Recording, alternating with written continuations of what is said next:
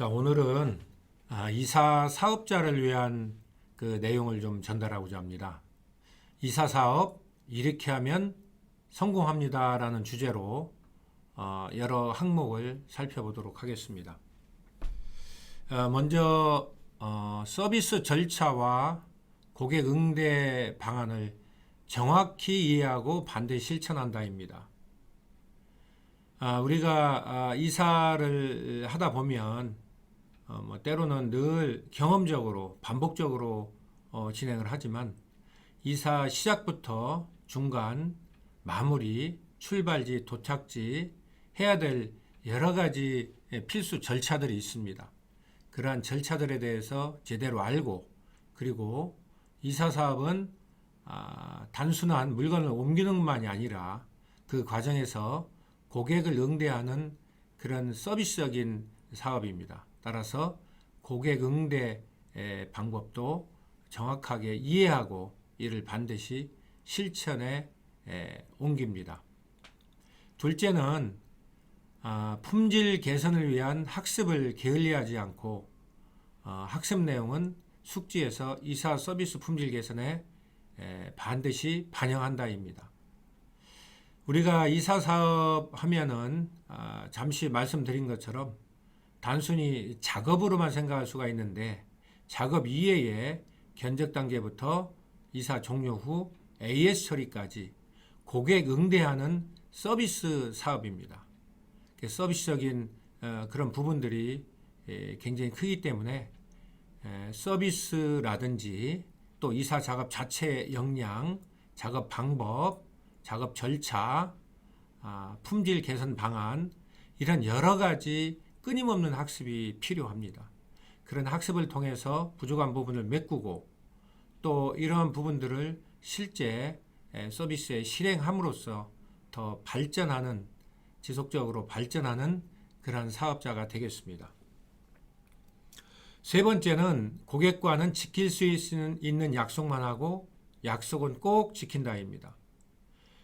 우리가 견적을 하다 보면 단순히 짧은 생각에 계약을 따기 위해서 지킬 수도 없는 약속을 하는 경우가 있습니다. 이렇게 되면 실제 작업할 때 견적 시 약속했던 사항을 이행하지 않을 때 고객 불만과 고객 그 배신감은 이루 말할 수가 없을 것입니다. 따라서 반드시 지킬 수 있는 약속만 하고 약속을 했다면 반드시 지켜야 될 것입니다. 네 번째, 고객께 적극적이고 예의 바르며 공손해야 된다. 계속 반복되는 부분이지만 이 포장이사는요, 단순히 작업만 한다고, 작업만 잘한다고 고객이 만족되는 부분이 아닙니다. 고객의 마음과 고객의 세밀한 부분까지도 살펴서 자세와 태도와 매너 이런 부분들이 어떤 부분에서는 고객에게 크게 만족감으로 영향을 끼친다는 사실을 잘 알아야 되겠습니다. 다섯 번째는 고객의 요구사항을 잘 파악해서 서비스에 반영한다입니다. 우리는 이사 사업자로서 늘 하던 대로 일반적인 기준에 따라서만 제공할 수 있지만은 요즘 고객 같은 경우 대개 성향이 다르고 또 까다로움의 정도가 다르기 때문에 고객이 과연 특별히 요구하는 사항이 무엇인지 그걸 잘 파악하고 실제 이사 작업에 반영한다면 고객의 만족도가 대단히 높아질 것입니다. 여섯 번째는 차량 자재 유니폼의 청결은 기본이다입니다. 차량 자재 유니폼의 청결은 우선 이사 작업을 할 때 고객의 이사 화물을 청결하게 취급하고 다룬다는 의미입니다. 또 다른 면으로는 차량과 자재와 유니폼이 깨끗하고 산뜻하다면 첫인상이 좋게 보일 수가 있고 또 당일 이사하는 고객뿐만이 아니라 이사하는 과정에서 특정 아파트 단지 내 잠재적인 이사 고객들에게도 좋은 이미지를 줘서 하나의 마케팅 결과도 있다고 볼 수가 있겠습니다. 일곱 번째는 작은 AS도 숨기지 않고 즉각 응대하여 최선을 다해 신속하게 해결한다입니다. 여기서 AS는 숨기지 않는다, 신속하게 해결한다가 키포인트가 되겠습니다. 우리가 어떤 고객과 서비스를 제공하고 요금을 이사요금을 받는 그런 관계를 최초로 만들었을 때 가장 중요한 것은 그러한 고객과의 관계가 얼마나 지속되고 또 그 고객이 추후에 나를 다시 찾을 것이냐, 이게 성공의 관건이라 하겠습니다. 그런데 다음에 나를 다시 이용할 고객이 또 내가 그 충성 고객으로 확보할 고객이 내가 AS를 숨겼다면 나중에 그 AS를 보고 얼마나 불신감을 갖겠습니까? 따라서 AS는 절대 숨기지 말고 아무리 사소한 거라도 고객과 협의하고 고객과 상의해서 신속하게 처리를 해야 될 것입니다. 8번째, 이사 전 작업상 필요한 내용을 반드시 팀원에게 공유해서 설명을 하고 이를 작업에 반영하도록 해야 됩니다. 대부분의 일반 사업자들 같은 경우는 이 포장이사 견적을 보는 사람과 실제 이삿날 이사 작업을 하는 사람이 다릅니다. 그렇기 때문에 그러한 고객의 요구사항이나 이사 작업상 특이사항을 작업자들에게 전달하지 않으면 실제 이사 작업 과정에서 그 실수를 할 수가 있고 또 고객의 요구사항을 제대로 반영이 안 될 수가 있습니다.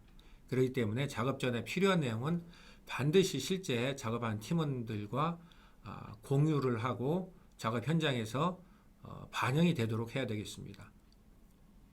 9번째, 이사 작업 전 고객과 사전 회의를 통해 작업 팀원을 소개하고 계약 내용 및 유의사항을 고객에게 재확인하고 고지해야 되겠습니다. 반드시 이사 작업 전에 팀원을 소개하고 팀원별 역할을 고객께 안내하는 것이 필수입니다. 그리고 견적 볼 때 고객과 대화 나눴던 고객의 요구사항, 또 특약사항, 특이사항들을 고객께 재확인하고 혹시 변동사항이 없는지 물어보고 작업을 해야 차질이 없겠습니다. 그 다음 10번째로 꼼꼼하게 포장하며 신속하고 섬세하게 마무리한다입니다. 이 포장은 운반을 용이하게 하고 또 고객의 이사 화물을 AS가 발생하지 않도록 잘 보완하는 역할을 합니다. 따라서 안전하고 AS 없게 운반하기 위해서는 깔끔하게 꼼꼼하게 잘 포장이 돼야 되고 또 이사 작업을 하다 보면 이사 작업을 하지 않는 고객의 경우에도 이 작업이 늦어지면 심신의 피로를 느끼게 됩니다. 따라서 최대한 신속하게 그렇지만 마무리는 깔끔하고 섬세하게 해줘야 되겠습니다. 특히 마무리 단계에서는 더 할 것이 없는지 더 마무리할 게 없는지 고객께 반드시 확인하고 일을 종료해야 나중에 고객의 불만을 최소화할 수가 있겠습니다. 11번째는 서비스 품질은 팀원에게서 나온다는 것을 인지하고 팀원 관리에 팀워크 관리에 주력해야 되겠습니다. 이사 작업은 개인 단독 작업이 아니라 반드시 팀워크를 구성해서 하는 여러 사람이 진행하는 작업입니다. 그렇기 때문에 사업자인 팀장이나 또는 작업팀장 혼자 열심히 한다고 되는 게 아니고 그 팀원들과 한 팀워크를 이루어서 작업할 때 비로소 전체적인 고객 만족을 드릴 수가 있습니다. 따라서 반드시 팀원 전반적인 태도, 자세, 매너 그리고 팀원 간의 화합 이런 게 될 수 있도록 팀워크 관리에 주력해야 되겠습니다. 마지막으로 12번째는 모든 문제는 나에게 원인이 있다고 생각하고 남 탓을 하지 않는 것입니다. 우리가 어떤 문제가 발생했을 때 그 문제의 원인이 나한테 있을 수도 있고 없을 수도 있습니다. 또 나한테 많이 있을 수도 있고 조금밖에 없을 수도 있습니다. 하지만 나에게 문제가 없고 남한테 문제가 있다고 생각을 하게 되면 남을 탓하게 되고 나에 대해서는 문제가 없기 때문에 개선할 그런 여지가 없게 됩니다. 따라서 어떤 문제가 발생했을 때 반드시 나한테 그게 물론 1%밖에 안 되는 원인이라 하더라도 나한테 무슨 문제가 없는지 원인을 찾는다면은 계속적으로 개선할 수가 있고 발전할 수가 있겠습니다. 오늘은 이렇게 12가지에 이르는 이사사업 이렇게 하면 성공합니다에 대해서 간단하게 말씀을 드렸습니다. 여러분들 이 12가지 잘 이해하시고 사업에 반영하셔서 큰 성공을 기대하기를 바랍니다. 감사합니다.